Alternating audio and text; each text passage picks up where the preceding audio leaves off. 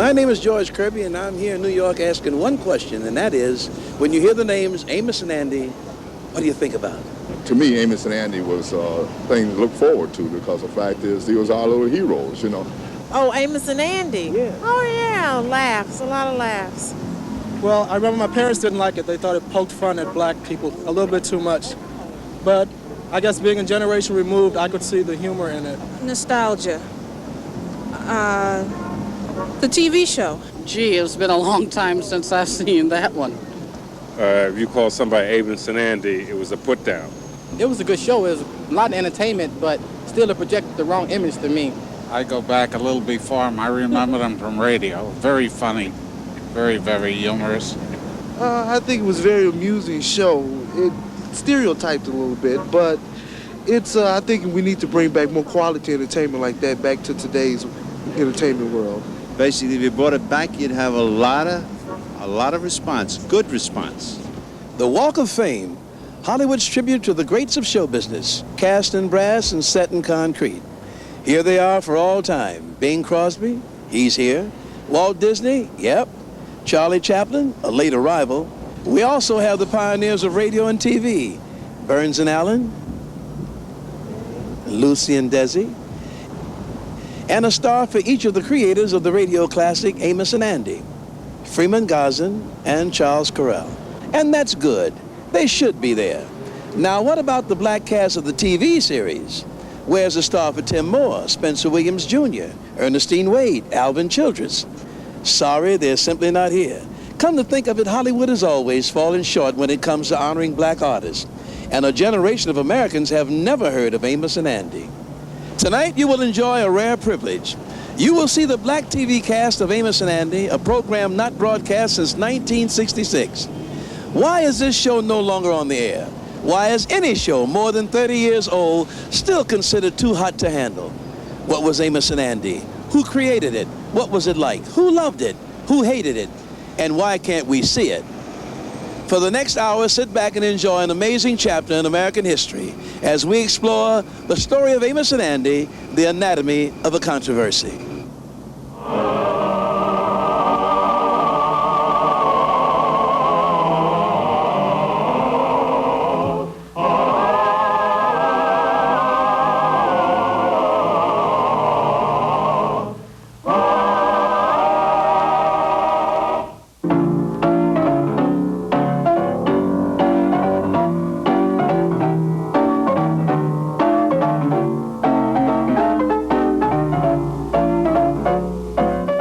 Chicago, where it all began. The 20s roared, the stock market soared, the illegal booze flowed like a river. It was a time of opportunities in a new medium, radio.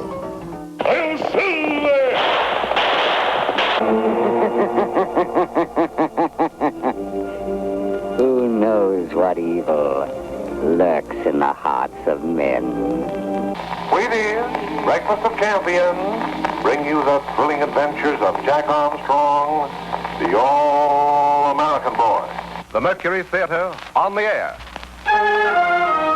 You know, most live radio was broadcast from the better hotels. The Drake was the home of WGN, and the first Gosden Corral show with black dialect, Sam and Henry. The year was 1926. All righty, gentlemen. May I have a level now, please? Okay, Mike.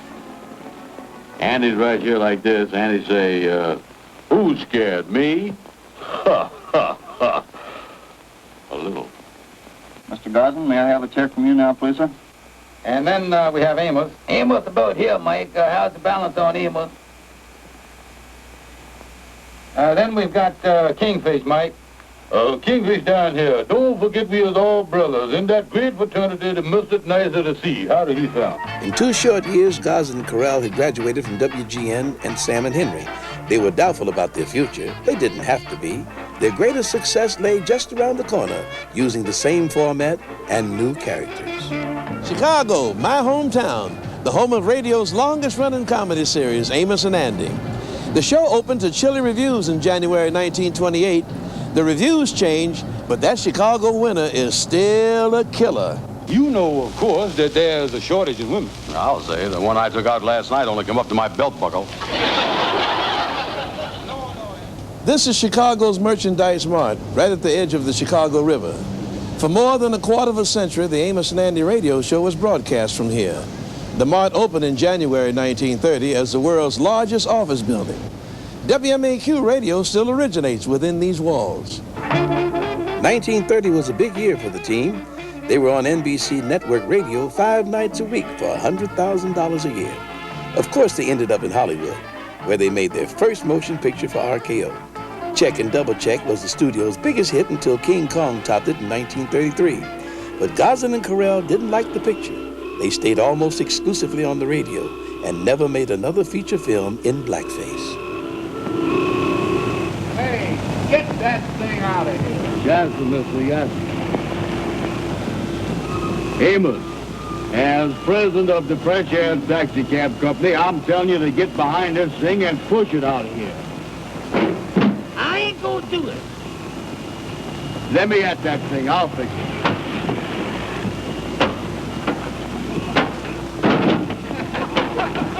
Amos, look out. These two were the oddest couple you could ever find. Freeman Gosden was born a Southern aristocrat in Richmond, Virginia. His father was a Civil War hero. Charles Carell began as a bricklayer from Peoria, Illinois. They drifted separately into show business as performers in amateur minstrel shows. Rich Carell tells of their first meeting. Sure, in 1919, my father met Freeman Gosden when they were working for a home talent show company out of Chicago. Dad was a musician who was a piano player, and Freeman played ukulele and sang, but that's not how they got together. They got together quite by accident.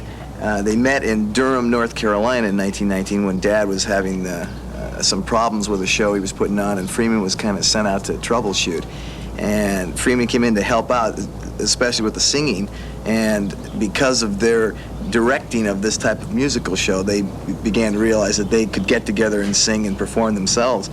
And they were singing and telling jokes and doing little bits and pieces. And the president of WGN came to them and said, look, why don't you guys do a comic strip character, something that's popular in the funnies? Why don't you do the Gumps, which was like kind of a version of Little Abner, that type of thing. And they considered doing it, and they said, well, you know, I guess we could tell jokes and kind of interact. And then Freeman said, well, now wait a minute, I got a better idea. I'm a Southerner, I was brought up in the South, and I can do a black dialect. Charlie's toured the South a lot on the home talent show circuit. Why don't we do a couple of black characters? Because I think we have a better feel for that. I mean, I think we sound more like those characters. So, I mean, it was really a whim that Sam and Henry got started at all. It was basically pitched to Carell and Gosden as the Gumps and became Sam and Henry because Freeman thought they could do black dialects better, which was almost accidental. I'll tell you one thing really interesting that Dad told me about he and Freeman was that every year on December 31st at midnight, they would always make a point to be together and celebrate the new year. They would toast each other and say, well, pal, you know, this is the greatest thing that's ever happened. This can't keep going. They did it 33 times.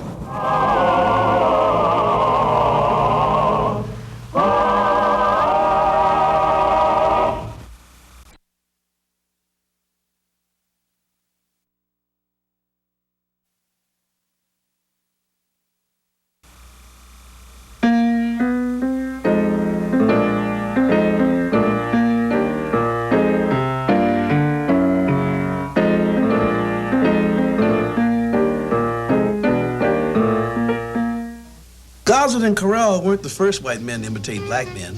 The first was probably Richard Burbage, the man who introduced Shakespeare's Othello back in 1610. And some fellow named Grosvenor. Yes, Grosvenor. He was doing imitations of slave songs in Boston in 1799.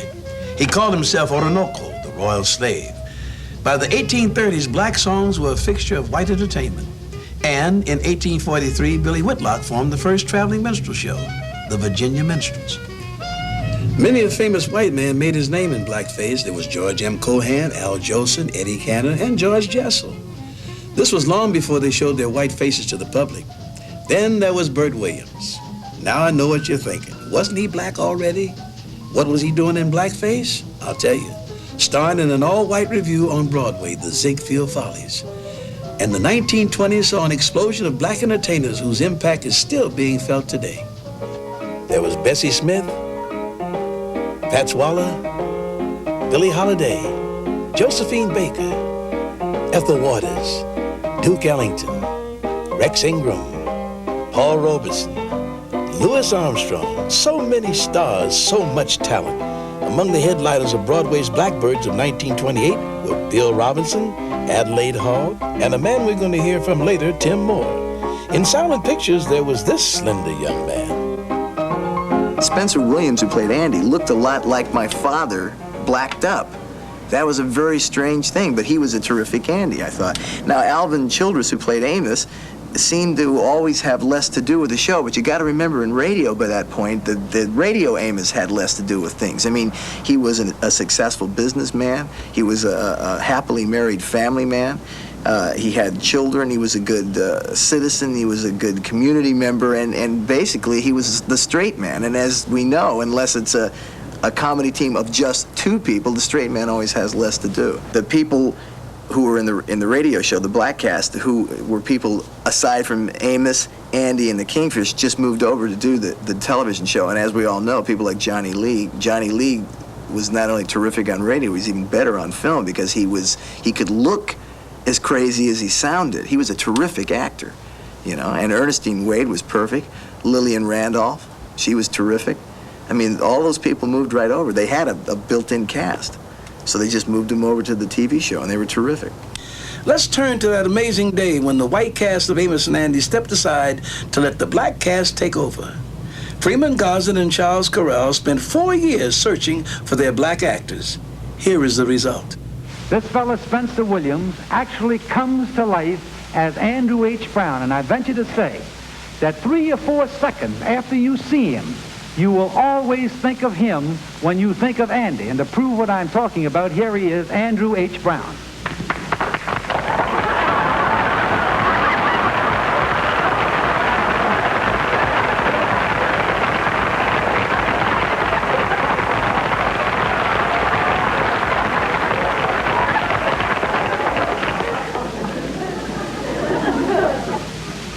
Hello.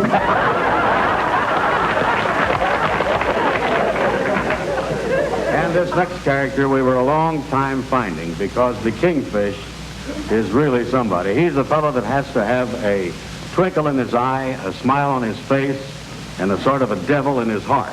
A fellow who is always looking out after his brothers, but first and last after himself.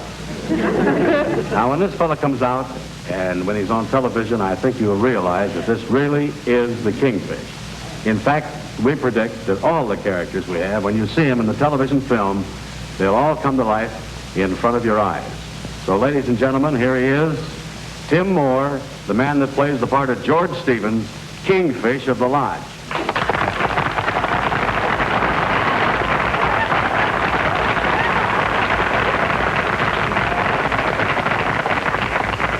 Don't forget, we is all brothers in that great fraternity, the Mystic Knights of the Sea.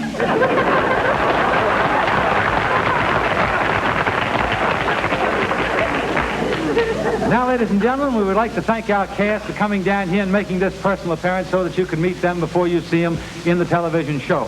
So without further ado, we would like to say, let's put on the Amos and Andy show, and we hope you enjoy it. Welcome back. Back to 1950, as a matter of fact. Weren't many blacks on TV then, and none behind the scenes. In those days, we mainly played funny maids and chauffeurs. There was no civil rights movement, no black power, no Supreme Court decision. There was no logical way for television to develop an all-black cast program, no way but one. What began as a dilemma for the network was how to get Amos and Andy on TV. It became the golden opportunity for a group of little-known black actors to create a lasting impression on a new medium. I want you to see Amos and Andy the way I saw it back in 1951. We've taken the highlights of a real classic show, Kingfish Sells a Lot. If you love it or if you hate it, it kept the country laughing.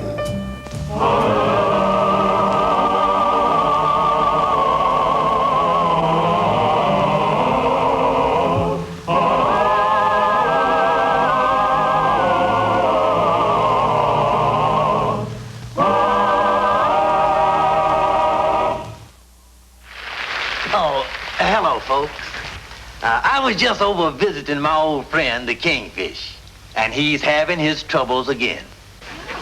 Look, George, you're not a real estate man. You're not a businessman. And you don't know anything about investment. Oh, is that so? You see this head here of mine? Well, there's a lot of ideas growing in this head. Well, if what's growing on the top is any sign of what's growing inside, it must be pretty bad. You know, George, I wouldn't feel so bad about it. But this is one of the things you said would bring us security in our old age. Well, honey, there's still hope. Outside of the $50 we got from that movie company when they used the lot as a location for a picture, this lot has been a dead loss to us. I still see that's valuable property. And someday they're going to develop that whole area with new homes. You wait and see. As I was saying, George, we were counting on this lot for security. And I don't know what we're ever going to be able to do with it. Well, honey, maybe we can sell it. Well, you bought it, George. You sell it.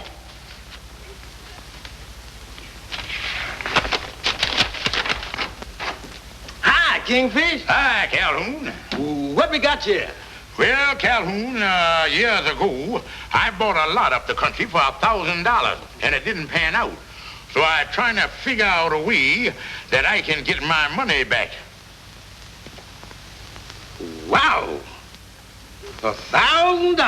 Now, don't let that fool you, Calhoun. A couple of years ago, there was a motion picture company making a picture in this era, and they wanted to use my property, and that's what they done. That's just the front of the house you're looking at. Oh, I see. Here's the picture of the back.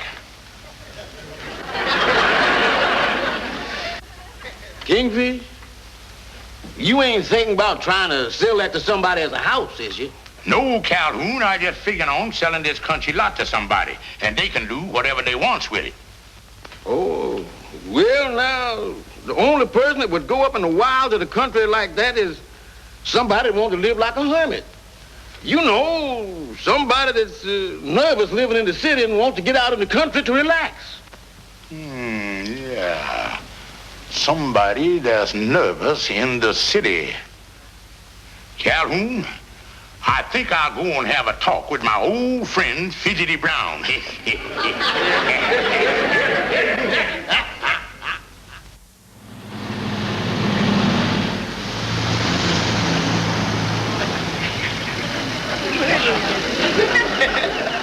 Well, we ready for the Panamora now, Kingfish? That's right, Andy.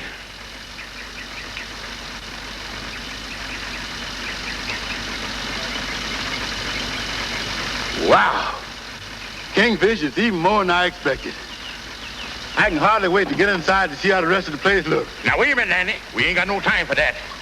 Why not? Well, you know, Andy, you ain't the only fella that's interested in buying the place. I got another twitcher lined up that's going to drop by the lodge hall at 12 o'clock to put up a deposit check.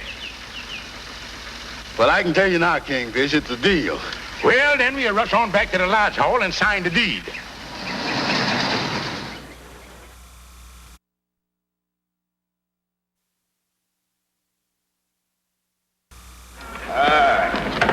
Yeah, you take this one, Rodney. Yes. Come on.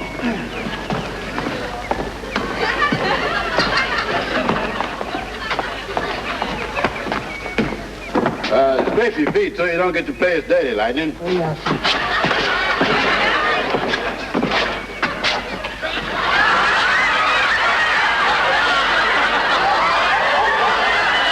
Close the door, Lightning. We don't want to get no flies in here.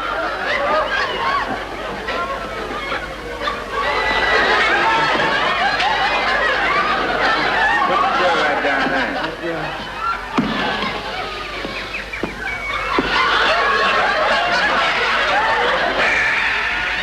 Good old fresh air.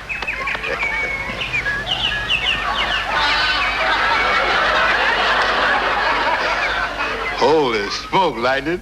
We done walked right through the house out into the yard. Yeah, you sure did. You know, Lightning, when I get my furniture here and get moved in and settled and everything, well, I'm going to have this whole backyard landscaped. Well, I might even put in a swimming pool. Ooh-wee. Yeah.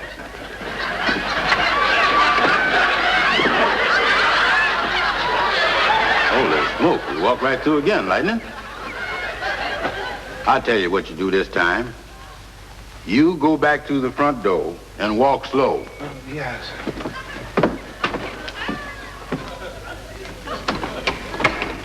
Well, what'd you run into this time, Lightning? Missed it again. Well, I'll tell you what we'll do this time, Lightning. You walk around back there, and I'll walk around out here. And we'll check with each other and see what we run into. Okay, Mr. Andy.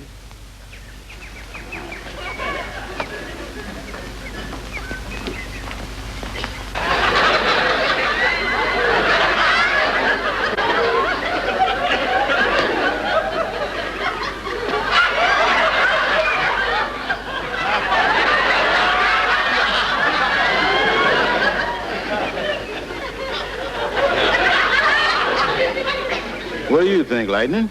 This sure is a thin house.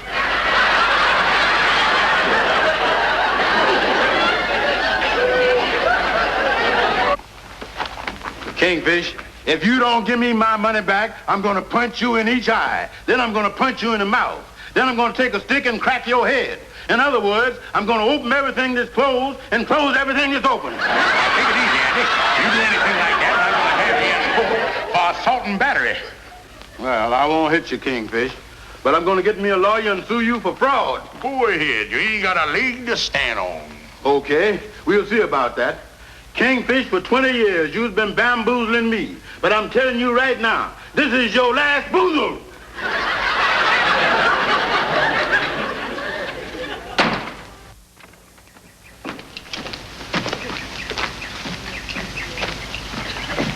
How you coming there, Calhoun? Well, I think that does it, Kingfish. Now, did you got the other end of that hose clear around there? Oh, yes, all covered up. Well, you sure Andy coming out here, ain't you? Oh, yeah, Lightning told me that he forgot the chairs and he's driving up here to pick them up. Ought to be here any second. Well, we all set here. We ready for him, all right. That must be him now. Now, Calhoun, you know what to do. Yeah. Now, the signal for the first gush is when I say something about this beautiful country. All right, I got you.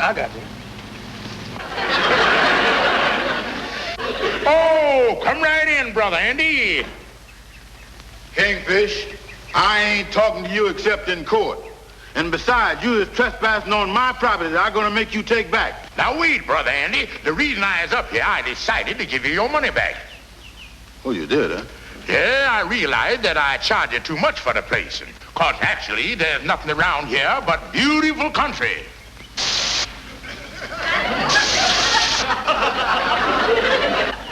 Well, I'll be doggone. Andy, you lucky stiff. This is oil. Yeah, there ain't no two ways about it. Yeah, and that's even better than that Texas stuff. It's coming out of the ground already refined. There's just one thing that sort of bothers me a little, Kingfish. I ain't never heard of oil shooting out of the ground without drilling or nothing. Well, Andy, I know the phase of that. You see, there's three kinds of oil wells. There's the gusher, the oozer, and the squirter. You got a squirter here, son. Now, Andy, I want to understand this now. As I gets it, you want to keep the lot. Oh, sure. Now, I don't care whether there's a house on it or not. Well, then, Andy, keep from having any misunderstanding. I think it's only fair and square that you signed this paper saying you ain't going to sue me no more. Well, that's all right with me.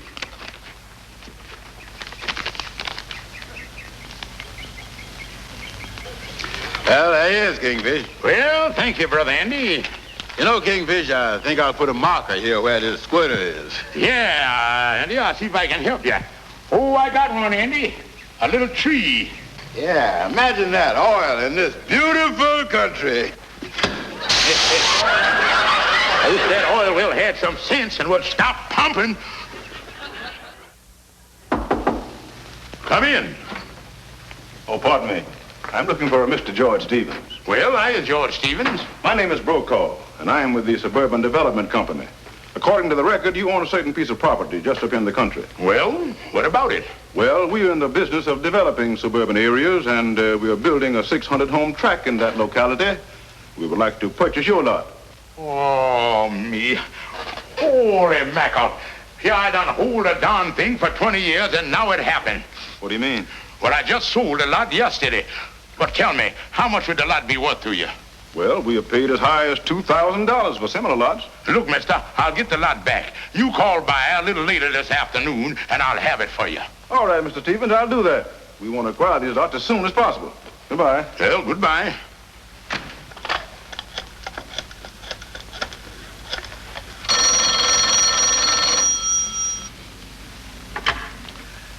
Hello? Look, Andy, I got something I want to tell you. And I'd like for you to get over here as quick as you can. Okay, Kingfish, I'll be over.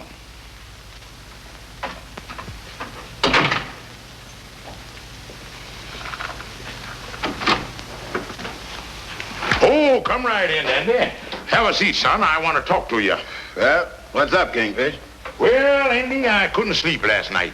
My conscience bothered me about selling you that lot. So I decided to give you your money back. Give me my money back?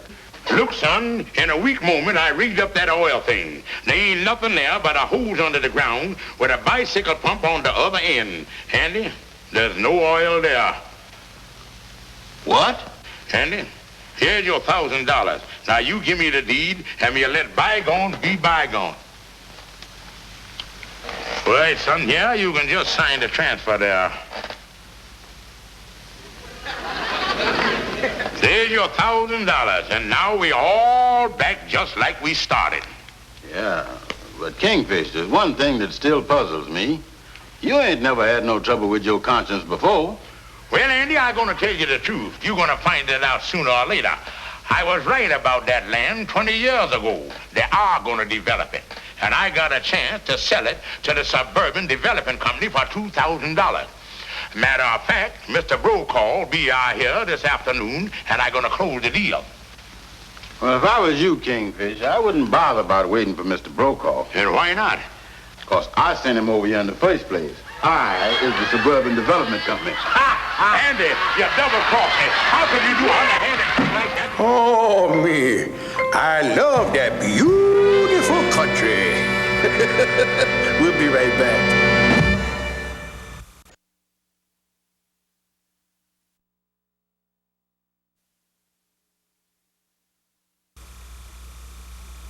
Amos and Andy became the surprise TV hit of 1951. One of its brightest stars was Broadway's Alvin Childress. Hello, folks. I'm Amos. You'll have to excuse me. I'm in a hurry today. I got to go down to the court. Yes, folks, my old friend the Kingfish is in trouble again. Well, I read from Mr. Jim Fonda. His name's James Fonda. And he was just... You know?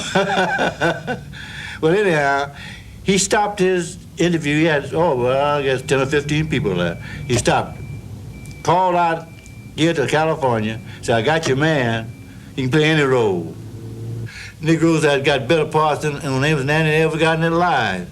Doctors, lawyers, school teachers, and all that kind of stuff. You know what I mean? I think the best little old scene I had in all of Amos and Andy was with Arbadella interpreting the Lord's Prayer to her. The first line of the Lord's Prayer is this: Our Father, which art in heaven. That means Father of all that is good, where no wrong can dwell. Then it says, Hallowed be thy name. That means we should love and respect all that is good. I see. And then it says, Thy kingdom come, thy will be done on earth as it is in heaven. That means, my darling, as we clean our hearts of all hate and selfishness and fill our hearts with love, the good, the true, and the beautiful, then earth, where we are now, will be just like heaven. That would be wonderful, Daddy.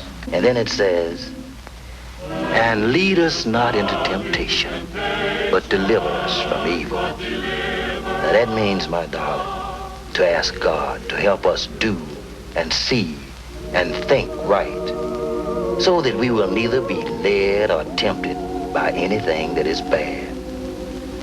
For thine is the kingdom and the power and the glory forever. Amen. Now that means, darling, that all the world and everything that's in it belongs to God's kingdom. Everything. Your mommy, your daddy, your little brother, your sister, your grandma, you, and everybody. And as we know that, and act as if we know it, that, my darling daughter, is the real spirit of Christmas. That's good, Daddy. George Stevens, it was bad enough opening Andy's letter. You ain't thinking about jipping him out of that coin, is you? Who, me? Innocent Stevens? I'll say I is. Broadway comedian Tim Moore made a perfect kingfish. I'm going to take my life savings and invest it in a business. Then I'm going to move out of here. You is? Yeah. Hooray! What's that? I thought I see the parade going by. Now, you see, Andy, first, the atom splits into what they call a monocle. And then the monocle busts and breaks down into what they call neutron, proton, fig newtons, and morons. George, what kind of man is you? Do you expect me to support you? Well, honey, that is, you see, Calhoun, you got to help me. What? Johnny Lee, the voice of Walt Disney's Brer Rabbit, was the crooked lawyer Calhoun. Do you think that me, Algonquin J. Calhoun, is weak enough to pull a double cross on one of my dearest friends? Do you think that I is low enough to stoop to a shady piece of chicanery like that? Do you think that I is spineless enough? That I is spineless enough? That I is spineless enough? Well, just call me Jellyfish. I intend to offer conclusive proof to that statement. Your Honor, you can pull the trigger of this revolver as much as you please, and it will not. I'm all ready, Mama. Radio veteran Ernestine Wade continued her role of Sapphire.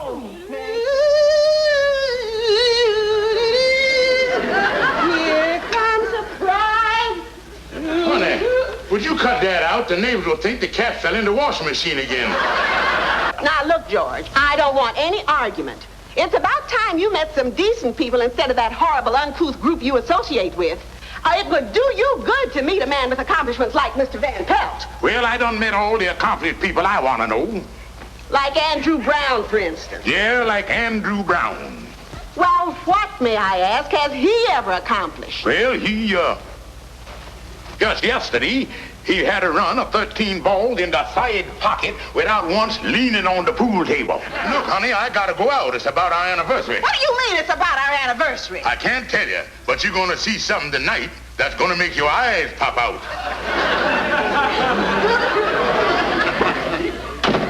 Good heavens! What on earth would George be doing with a gun? The late Ernestine Wade recalled how she joined the radio cast in April 1939. They needed some music and, wedding music. Mm-hmm. So we prepared some songs and we went out and sang our songs and they were chosen. Not they, but one was chosen, which was, Oh, Promise Me. And after we finished singing, Gosden said, can you gals do lines?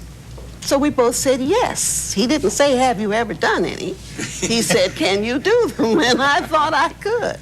So he said, well, what I want is something like a jitterbug. All you have to do is say, I do. They were going to go, you probably all remember that wedding because it went into time. You remember about whether he was married or whether he wasn't. So I told him I knew just what he meant. And I got the first chance to say, I do. And the next he wanted was someone to scream. The other girl must have been self-conscious because she screamed like a man who was a bass singer. And he looked at her without saying anything, but you could read his face. So he said, well, let's hear you pointed to me, let's hear you scream. So later when I went home, I told the family, if it hadn't been for the fact I was in a soundproof studio, every hurry wagon in Hollywood, Bel Air, and points adjacent would have converged on CBS because I screamed the building down. So that's how I got started. I screamed and I sang and I said I do. Of course, Amos and Andy could have been done with a white cast. A white cast? What am I saying? Yes, a white cast. Like, well, let's suppose we're casting the show ourselves. Now, who better for Kingfish than that man without a job, Richard Nixon? Now, Sapphire, I want to make this one thing perfectly clear. I'm not a crook. Hey, this is all right. Now, Sapphire, Betty Davis, of course. George Stevens, I tell you, this place is a dump. And what a dump. Now, Andy, how about Archie Bunker, Carol O'Connor? Yeah. Say there now, Kingfish, I know you was cheating me there, so don't try to deny it. I ain't no meathead. No. It worked best as it was meant to be, the first all-black TV series. The first, but not the only.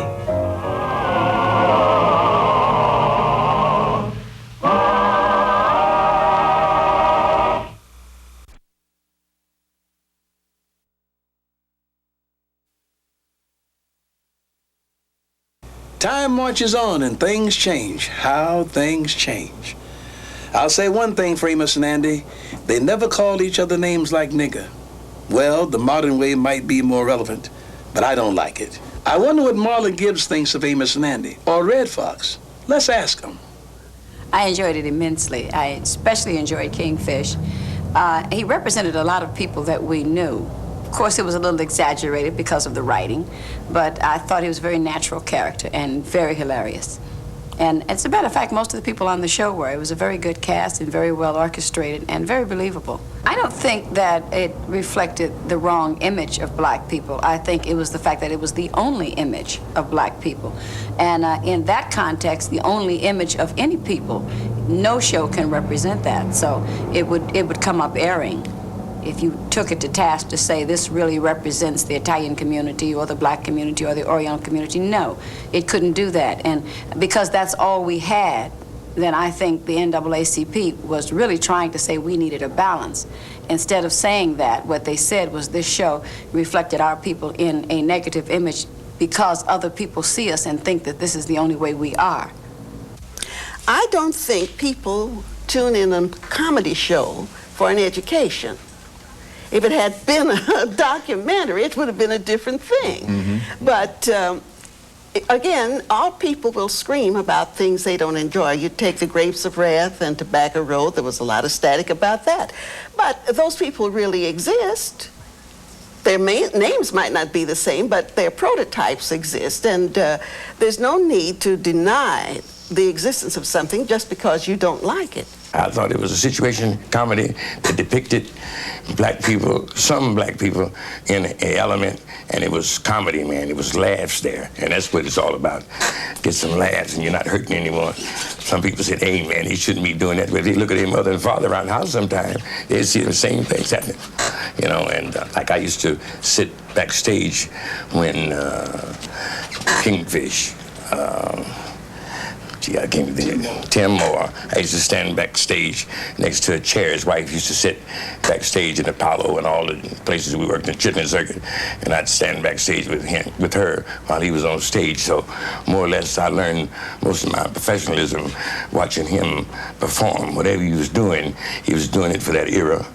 And it made it possible for me to do something so that after me, some other youngsters can do something. And after them, they can do something. So that's where it is, you know. I thought it was a funny show and a funny dude, the whole cast. Don't go away. Amos and Andy, Anatomy of a Controversy, will be right back.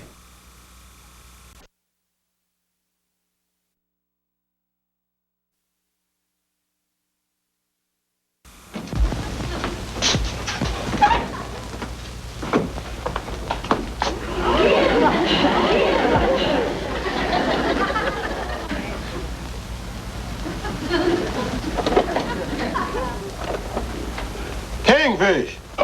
There's Andy. Get in the closet, Calvin. Get on in there. Now, you got all your stuff in there, huh? Yeah. You know what to do. I'll take care of everything. Don't worry about it. Kingfish! Kingfish! Enter, friend. Kingfish, what's all this top secret? Hey, What's going on here? Keep your voice down, Andy. You're disturbing the stratosphere. I got a molecular reunion going on here. 2 tablespoons full of hydromatic acid. Kingfish, you phoned me to come over here and then I poured the hydromatic acid in the Barham Fitzgerald. You told me to bring my stock. You got the money? That bubbling at 100 degrees centipede. Look out, Andy. Don't get too close there now.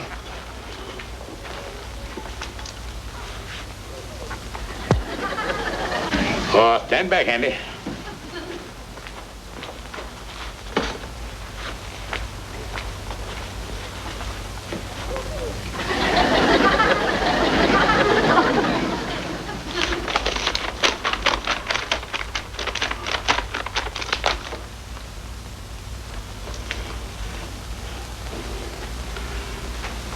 Look, Andy, ain't that beautiful? Well, what is it? Invisible glass. Invisible? Oh, it's slipping. It's slipping. I'm gonna drop it.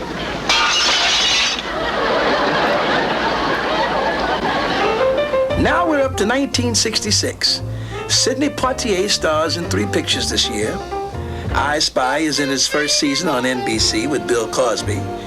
CBS plays the first network TV show produced by a black, Harry Belafonte. CBS also cancels the reruns of Amos and Andy. Now, this wasn't just a snap decision. The NAACP had been trying to get the TV show off the air since 1960. After 13 years of reruns, it finally became a casualty to the civil rights era. The symbolic value seemed a major victory at the time. A mighty television network had actually bowed to the pressure from a private organization devoted to the betterment of black people. One thing we were very much concerned with was the image that was being projected of our people. We felt that this was a false image, something that didn't represent us.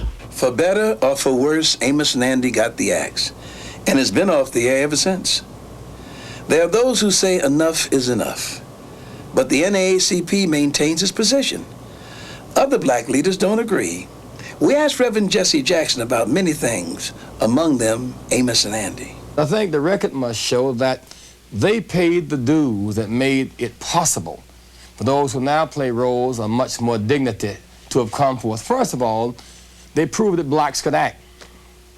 They proved that blacks could entertain. They showed the dynamism of the black mind.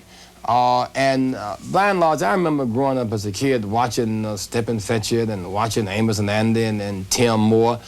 You know, black people had enough sense to appreciate them as funny people playing out roles.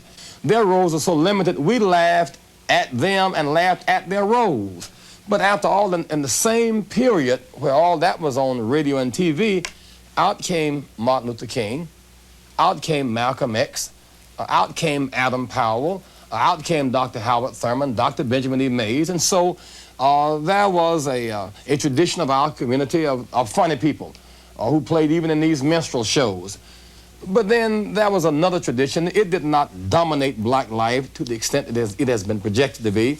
Even to this day, George, our struggle is for a struggle of balance to show the breadth and depth of the black experience. I won't try to compete with the eloquence of Reverend Jackson, except to agree with him wholeheartedly. Black people have made tremendous strides in all areas of human endeavor. Not the least of these is show business. I remember those old days, too. I went through a lot of back doors so black performers can go through front doors today. And let me tell you, my friends, things are a lot different now, a lot different. Much of what we have we owe to a handful of pioneers. When Tim Moore, Spencer Williams, Ernestine Wade, Alvin Childress, and Nick Stewart went before those cameras, there were no standards. There were no black shows.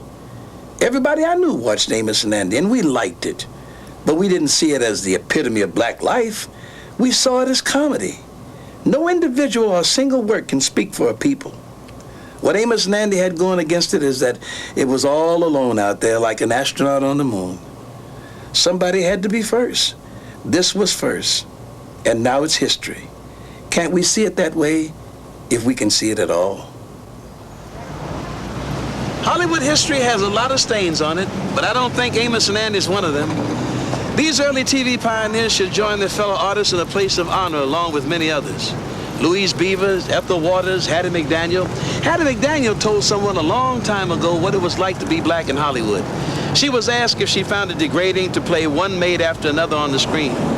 She said, in Hollywood, I got two choices. I can play a maid in the movies for $700 a week, or I can be a maid for $7 a week. Let's face it, as a Hollywood Observer once observed, this is a town with people lined up to be first to be second. It's easy to be second if someone else had the guts to be first. Besides, as Jesse Jackson said, our struggle is a struggle for balance. And tonight, we've tried to present both sides of the story in a continuing controversy. Thanks for watching. We'll be right back to wrap it all up.